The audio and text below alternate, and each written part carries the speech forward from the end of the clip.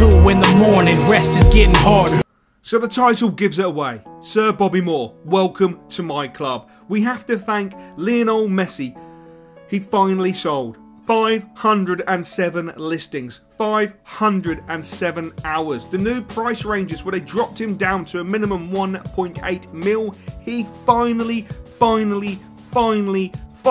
thankfully sold, giving me some decent coinage to go and build a team. Now obviously a few of the players already had the left hand side of the team, but the right hand side of the team, which are all a lovely beautiful white cards, I did not have. So I went out and I bloody well bought them. So we're just going to run through the team, have a wee look at them. Of course we've got Filippo Bonaparti, Gabs, Mark Noble, Davy K, Pereira, man of the match, was a beautiful card, Christian Vieri and Paolo Future.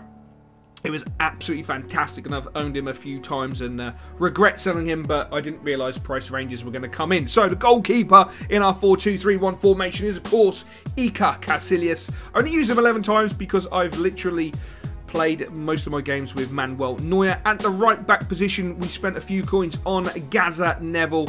Really good right back. I've got to say, even though he's medium high and you think, oh, he's going to sit too far back, he does a fantastic job. And there he is, the man, the legend, the god, the best centre-back in English football history, Sir Bobby Moore. I paid 590,000 coins for him.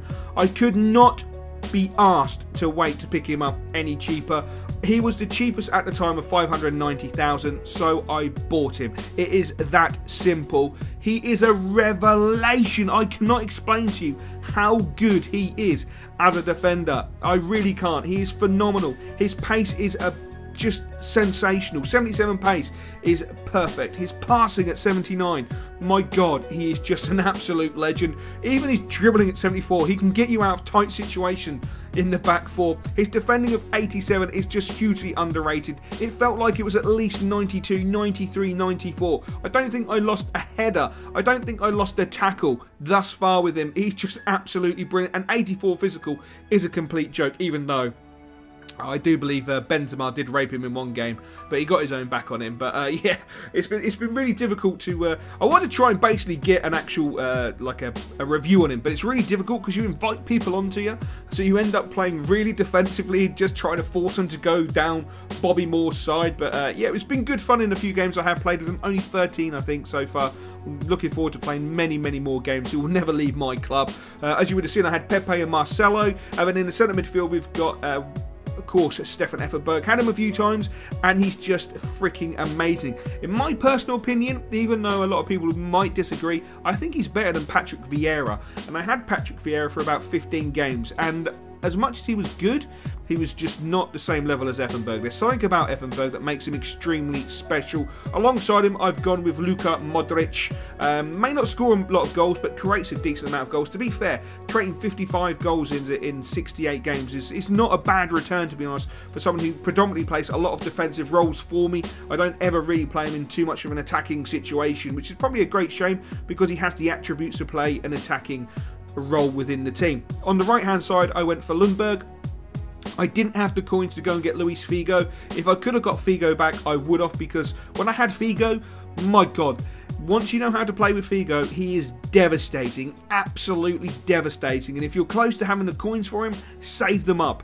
As much as I enjoy Lundberg, his medium is okay. He's not a bad little player, but Luis Figo is just another level on that right-hand side. He is just another bloody level. He really is. But Lundberg is quality, and I do enjoy him. He's got good pace, good dribbling, good passing, which I like. It's the passing that makes me quite happy about this team. And of course, I have got Ronaldo. I paid a huge amount for him, I can see that. But when everyone had so many coins in the market, I paid, I think, about was it half? No, it was $500,000 over the top to get a fresh card, and I got the fresh card, and I was going to use it as a way of, I'd already prepared myself. I wanted to play with Ronaldo this year because I had the coins from trading. I thought, you know what, if I lose $500,000 here or there, I'm not going to be too fast because I can make it back. I was making millions of coins by trading with legends, using them, trading with them, making absolutely millions. So I was prepared to lose $500,000.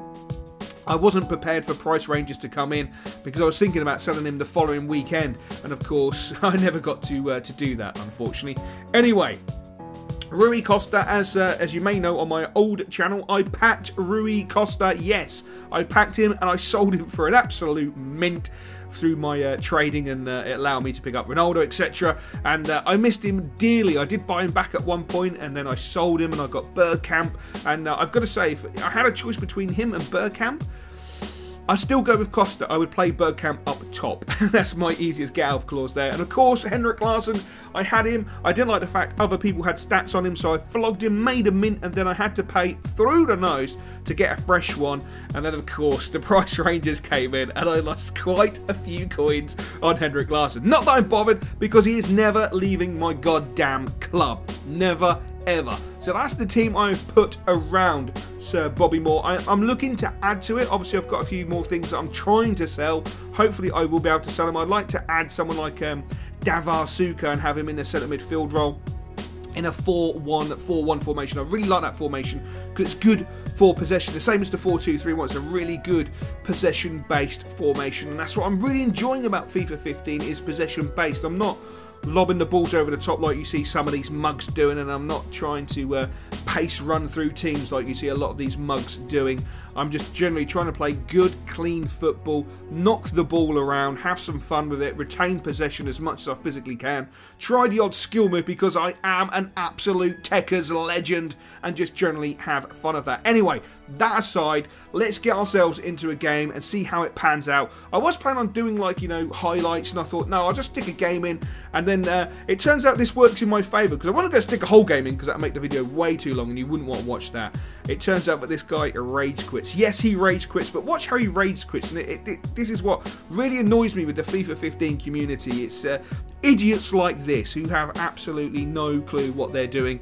Anyway, he has quite a decent 4-1-2-1-2 formation, going up top with the big man Lukaku and Diego Costa, so he hasn't got much pace up top, which, you know, for me personally, I was like, well, fair play to you. You're not obviously going to be a pace whore, even though it's got Walcott on the wings, which is understandable. You want to be able to get the crosses in, so he's going to be playing the balls into the big men and hopefully holding up with them. And of course, look at Bobby Moore, Sublime, Sir Bobby, what an absolute legend. Of course I give the ball a lot to Sir Bobby. It's the mindset I've got from the games I've already played with him. I've tried to force people to attack down his side. I try to give the ball to him as much as I can, so he loses the ball and I have to regain it.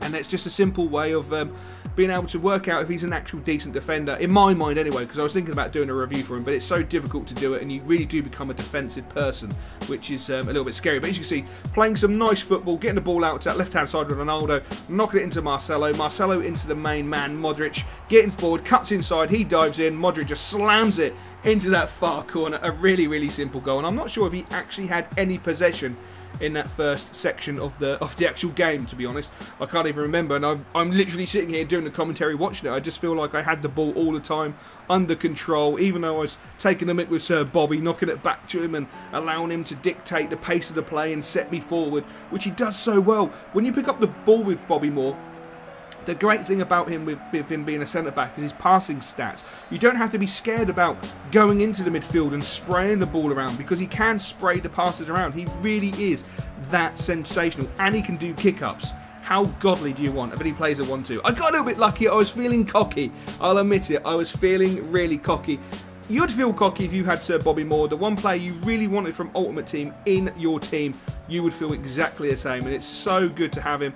And plus, I know I can take the mick because he just does this. Look at that. He just literally, I obviously pressed the left trigger, and he just smashes him over. He's so strong, and if he thinks that someone's going to get past you, he will drag them to the floor off the ball. It's that simple, and you never give away a free kick, which is absolutely sublime.